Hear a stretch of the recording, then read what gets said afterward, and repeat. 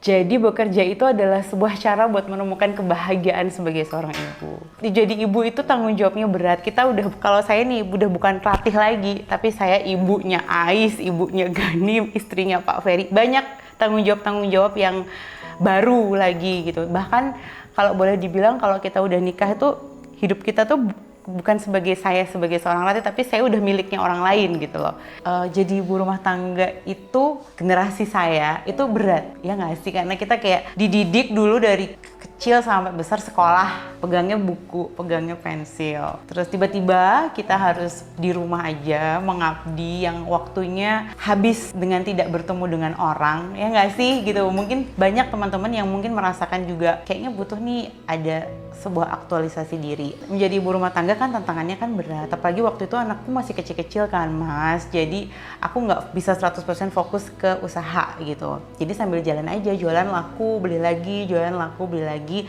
Dari kecil tuh orang tua aku nggak pernah ngajarin untuk nggak jujur gitu. Semua yang pengen kamu capai itu harus dengan usahamu sendiri. Sebenarnya mudah aja mungkin bagi aku untuk kuliah di negeri dengan relasi orang tua kayak gitu, cuman orang tua aku nggak pernah ngajarin itu. Kita itu jujur, itu pasti efeknya akan baik. Tapi kalau kita nggak jujur, kalau itu bukan milik kita, Allah malah akan ngambil lebih banyak menurutku sih. Kalau itu bukan hak kita, kita mengambilnya, itu kita kayaknya bakal diminta ganti rugi yang lebih banyak. Tapi kalau misalnya kita melakukan hal yang benar dulu, ada satu kata yang aku ingat banget, niat baik itu harus dilakukan dengan cara yang baik juga. Jangan niatnya baik tapi caranya nggak baik, itu sama aja gitu. Seandainya pun nanti akan ada masalah di kemudian hari, itu bukan karena kita berbuat nggak baik, tapi memang karena Allah memang lagi pengen nguji gitu loh. Do the right things gitu. Sisanya pasrah sama Allah. Aku tuh sering hal kecil ya Mas, hal kecil banget. Misalnya kita belanja di warung nih, kembaliannya lebih. Kan kalau kita mau nggak usah aja bilang gitu. Lebih bawa pulang kan, tapi menurut aku tuh kita lagi diuji gitu. Kamu nih mau jujur apa enggak? Kalaupun kamu nggak jujur tuh sebenarnya nggak ketahuan, tapi kalau kamu mengambil yang bukan hak kamu, itu pasti kamu akan diambil yang lebih banyak lagi. Sesuatu yang baik itu pasti akan berbuah baik, tapi kalau kita nggak baik, itu justru efeknya nanti ke kita sendiri juga.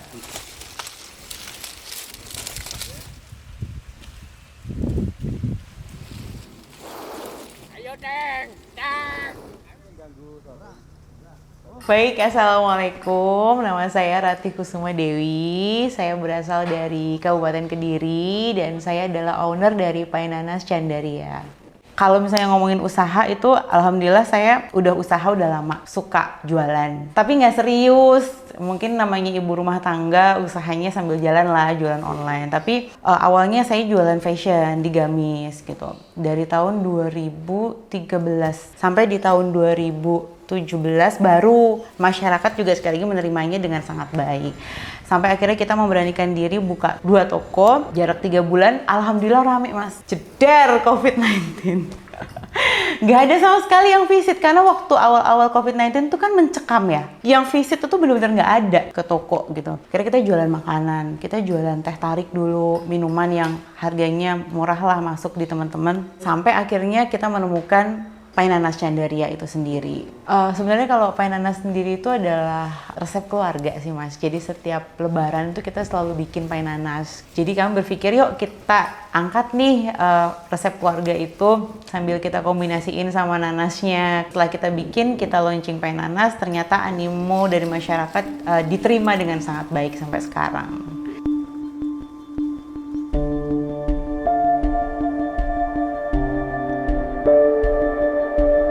Dulu awal mulainya namanya Sukaria Mas. Filosofinya sama dengan Candaria. Kita tuh pengen bikin sebuah kebahagiaan baru gitu buat teman-teman. Kenapa sih kok bisa jadi bahagia? Karena pertama itu affordable, harga kita sangat terjangkau. Terus yang kedua rasanya juga ya insya Allah enak. Menurut testingnya teman-teman enak, dan juga kita juga mengangkat nanas Kabupaten Kediri gitu. Pas awalnya Sukaria udah lumayan terkenal, terus kita mulai serius untuk menghak-patenkan Sukaria. Nah, ketika kita masuk ke sana ternyata Sukaria tuh sudah ada yang punya Mas gitu di kota lain.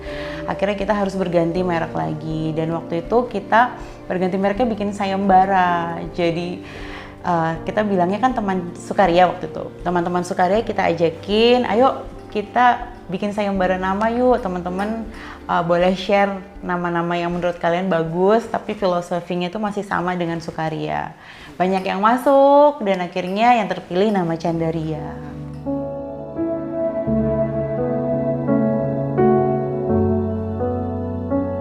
Yang alhamdulillah karena balik lagi itu ada nanas di dalamnya, itu ternyata bisa mengangkat Kabupaten Kediri sih. Ya kadarullah sih, saya sih ngerasa kayak semua itu udah kayak diatur aja jalannya. Ini dulu, sampai akhirnya menemukan Nanas Candaria itu mas. Pertama jualnya ecer di depan toko, sampai akhirnya ada orang yang pesen box, pengen dikasihkan orang hampers, beralih bikin packaging yang bagus gitu.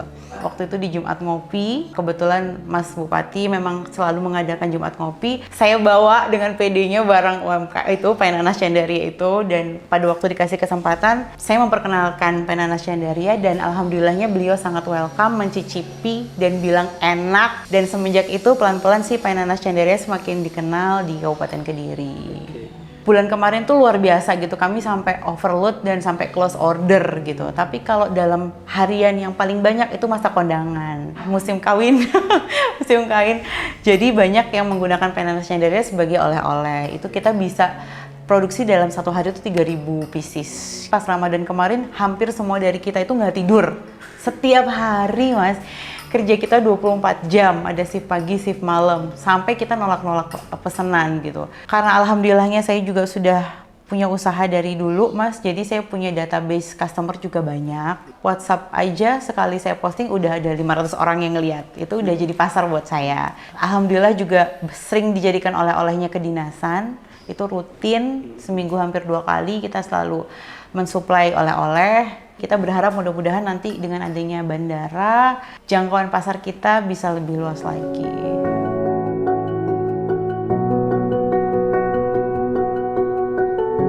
Jadi kalau misalnya ada orang sekarang ngeliat kayak, berarti gampang banget sih semuanya gitu, dalam waktu berapa tahun kayak udah jadi aja usahanya. Mereka kan nggak tahu kan apa yang udah kita kerjakan dan kita lakukan dulu gitu. Apa yang udah kita pikirin, apa yang kita udah usahain, mereka kan nggak tahu. Mereka cuma taunya enaknya aja. Sekarang tuh udah, kok enak udah gini, suaminya yuk kerja, gini dapat uang segala macam. Tapi mereka nggak pernah tahu apa sih yang orang itu udah korbanin gitu. Masa terendahku tuh waktu kuliah mas. Jadi waktu kuliah itu 2006 tuh aku kuliah di Solo. Semuanya baik-baik aja sampai ada masalah dalam keluarga. Kita bisa bilang broken lah ya, broken dari segi berpisah iya, terus bangkrut iya, dan aku ada di posisi yang waktu itu aku nggak bisa kuliah. Pokoknya semua hal yang harus aku lakukan itu harus aku lakukan sendiri. Gimana caranya aku bisa survive hidup di kota baru yang aku nggak pernah tahu, dan aku juga belum punya banyak temen gitu. Ketika kita tuh pasrah sama Allah gitu, kalau emang udah rezekiku kuliah, ada aja jalannya mas gitu, ada aja jalannya. Aku merasa waktu itu Allah kasih aku banyak kesempatan untuk bekerja. Jadi kalau misalnya di usia itu teman-teman semua itu banyak yang berorganisasi, apa segala macam. Kalau aku enggak, aku benar-benar mahasiswa kupu-kupu banget, kuliah pulang karena kerja gitu, karena kerja untuk bisa menghidupi kehidupanku sendiri, untuk bisa bayar kuliah, untuk bisa sekolah, untuk bisa hidup lah. Sampai at the moment aku pernah yang berdoa sama Allah gitu, ya Allah, aku tuh kok sendirian sih, aku kok sepian sih, aku turunkan aku seseorang.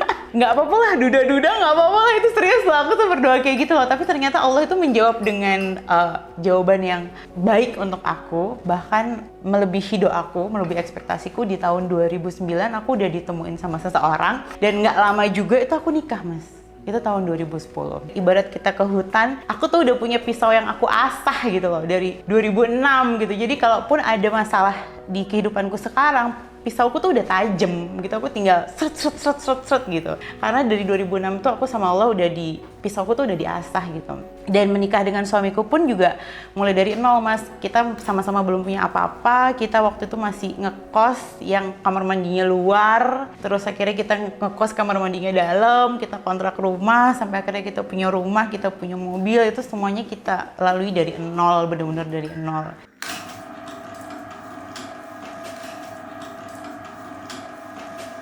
Nikmat itu bukan karena kita punya uang gitu. Kadang-kadang dalam kehidupan yang berat itu ternyata hal yang kecil tuh bisa jadi sangat nikmat ternyata. Bahkan uang Rp500 aja dulu itu buat aku nikmat banget karena dapat 1 tahu bacem. Di Solo itu nikmat banget buat aku nemu uang Rp500 tuh, ya Allah, Rp500 ini bisa jadi tahu bacem di angkringan kayak gitu loh Mas. Dan itu sama nikmatnya kayak aku makan di restoran sekarang gitu. Jadi sekarang kan aku jadi menyadari bahwa nikmat itu bukan materi gitu, tapi lebih ke yang Allah kasih aja gitu. Kalau emang udah nikmat, uang Rp500 aja tuh bisa jadi nikmat gitu. Nikmat itu bukan uang ternyata. Ya alhamdulillah sih, sekali lagi Allah tuh ngasih masalah sama solusi gitu. Jadi aku waktu 2006 itu alhamdulillah sama Allah tuh dikasih kemampuan untuk jadi announcer waktu itu. Jadi aku bekerja di sebuah stasiun radio, gajinya nggak seberapa Mas, kalau boleh aku bongkar itu gajinya sebulan tuh cuma 300.000 loh. Itu kita siaran malam, kadang kita tidur di kantor, tapi berkahnya itu nge-MC-nya. Setiap nge-MC itu dapatnya lumayan, dan itu yang aku kumpulin buat bayar kuliah, buat hidup. Dan dulu pun juga aku ngerasa kayak nggak ada ketakutan sama sekali. Kalau mungkin sekarang nih aku pergi ke sebuah kota sendirian, aku mungkin worry ya ntar gimana di jalan. Kalau dulu enggak, aku tuh nge-MC Mas sampai yang desa-desa pelosok-pelosok tuh aku nggak ngerasa takut, nggak tahu tempatnya, jalan aja pokoknya naik bis Mas, naik bis. Pokoknya pulang nanti minta tolong panitia nganterin pulang gitu, nggak pernah takut. Bukan mahasiswa yang punya, tapi sama Allah selalu dicukupkan, makan dicukupkan. Nggak punya laptop, bisa ke rental. Nggak punya uang buat nonton, ada aja tiba-tiba dapat voucher nonton di radio. Nggak bisa beli baju baru, nge-MC, di endorse, pakai baju sama jam dulu distro ya, distro gitu. Selalu dicukupkan sama Allah, walaupun nggak pernah berlebihan, tapi dicukupkan dan nikmatnya ternyata sama aja sama sekarang yang punya gitu. Dan aku yakin sih setiap orang punya masa-masa tersulitnya, dan aku merasa beruntung masa sulitku tuh adalah pada waktu aku masih kuliah gitu, yang aku masih sendiri. Aku nggak kebayangin kalau masa sulit itu mungkin aku dengan keluargaku dan anak-anakku itu pasti akan lebih berat kan. Tapi aku merasa bersyukur banget aku waktu itu dikasih ujian, dikasih masalah, jadi aku punya kemampuan untuk menghadapi masalah di kemudian hari dengan lebih bijaksana, dan aku bisa ngerasain nikmat yang dikasih sama Allah melebihi nikmat yang bahkan aku rasain sekarang gitu Mas.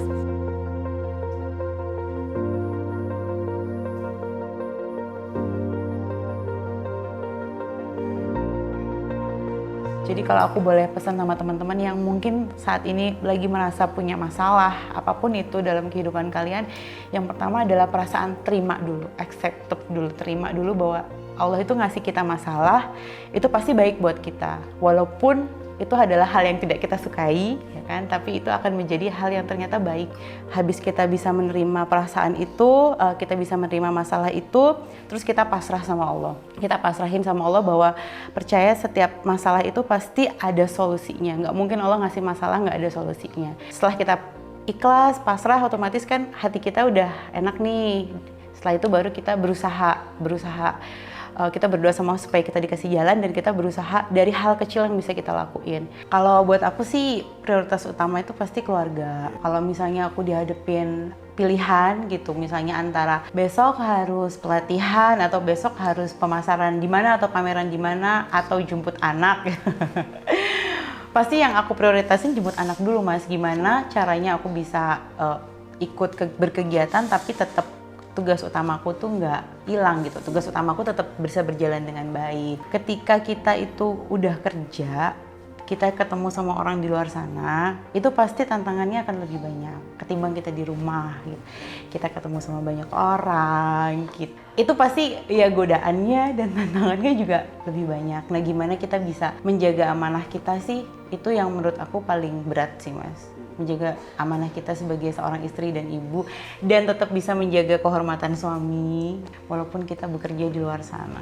Sebagai seorang ibu tuh harus bahagia dulu Mas. Jadi salah satu cara untuk menemukan kebahagiaan menurut aku adalah dengan cara bekerja. Dengan kita bekerja, kita bisa ketemu dengan orang lain, kita bisa bermanfaat bagi orang lain, itu tuh menjadi sebuah kebahagiaan tersendiri. Minimal bisa ngomong sama orang lain itu udah bahagia loh. Bayangin kalau benar-benar ibu rumah tangga yang kerjaannya hanya di rumah, bersih rumah, mau ngomong sama siapa gitu kan. Suami di rumah ya bahasannya gitu-gitu aja, maksudnya udah capek juga, kita tidur, kan nggak ada sama sekali teman buat ngobrol. Tapi kalau dengan bekerja, itu dia punya support system yang baru gitu. pertemanan, terus ada penghargaan dari pembeli. Jangan sampai salah gitu. Ketika kita bekerja, terus tujuan kita supaya kita nggak diinjak-injak suami, nggak gitu konsepnya Bambang. Bukan karena gitu, tapi justru ketika kamu bahagia jadi seorang ibu, otomatis kamu pasti bisa membahagiakan suami kamu sama anak-anak kamu. Tapi kalau kamu sendiri nggak bahagia, kamu nggak bisa bahagiain ya suami dan anak kamu. Jadi bekerja adalah cara buat menemukan kebahagiaan supaya kita tuh bisa membagikan kebahagiaan kita kepada minimal keluarga sendiri. Kalaupun masih ada kebahagiaan yang lain, kita bagikan kepada orang lain.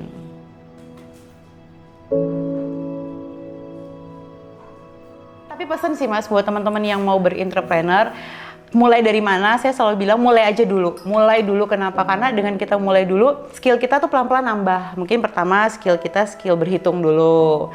Nanti yang kedua kita skill menentukan momentum. Nanti skill. Jadi skillnya tuh emang proses. Kita sekolah aja dari TK sampai SMA kan, sampai kuliah. Sama aja kayak usaha tuh juga kayak gitu.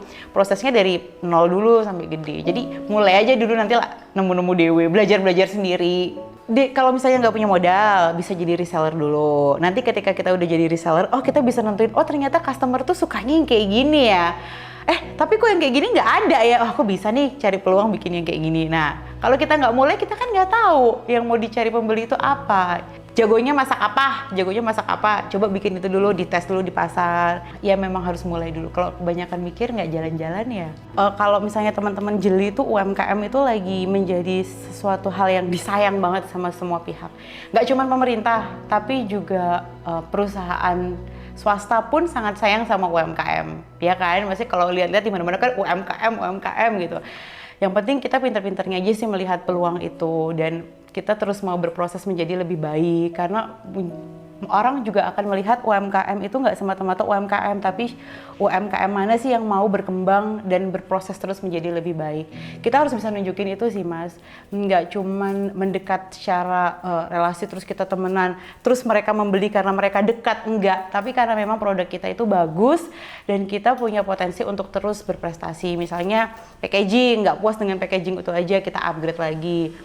Terus varian, kita juga nggak puas dengan varian itu, kita upgrade lagi gitu. Jadi pun dinas atau pemerintahan pun juga senang akhirnya menggandeng kita gitu loh. Karena selain kita juga produknya bagus, tapi juga berkembang atau potensinya ada. Jangan cuma sukses dan maju sendiri, tapi juga bawa teman-temannya gitu. Jadi kalau saya di Candaria itu, kami terus berkolaborasi dengan teman-teman UMKM lain Mas. Selain saya juga sebagai ketua Kediri Young Entrepreneur komunitas, saya juga membantu memasarkan dan juga encourage UMKM baru gitu. Jadi teman-teman yang punya produk, kita sering banget brainstorm setiap sebulan sekali, ngomongin HPP, ngomongin proposal bisnis yang kayak gitu sama teman-teman UMKM. Jadi dengan kita berkolaborasi, kita bersatu, kita sukses bareng-bareng, itu jalannya akan lebih mudah. Karena jalan sendiri itu susah, tapi berjamaah itu akan lebih ringan.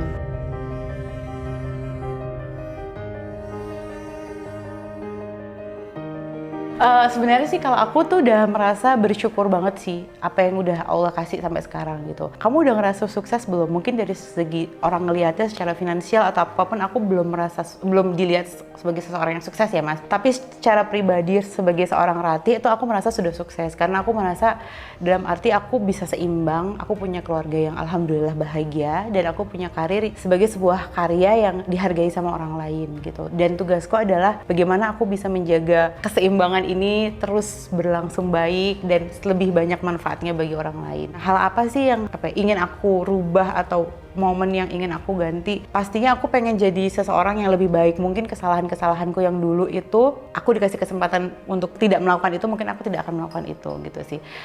Tapi kalau aku harus mengubah apa, kayaknya kok nggak ada ya. Karena aku berpikir kalau aku harus mengubah, mungkin jalan hidupku nggak kayak gini nanti gitu. Aku nggak ketemu dengan orang yang sama, aku nggak menikah dengan orang yang sama, aku nggak punya anak yang sekarang aku punyai gitu. Itu bisa menjadi hal yang lebih berat buat aku gitu. Jadi kalau disuruh ngerubah sih, alhamdulillah aku udah ngerasa sangat bersyukur sama yang Allah kasih sekarang. Tugasku adalah ya menjalankan amanah-amanah Allah dan menjaga keseimbangan itu dan menjadi insannya Allah yang lebih baik lagi. Saya Rati Kusuma Dewi, saya dari Kediri dan saya owner dari Painanas Candaria. Wassalamualaikum warahmatullahi wabarakatuh.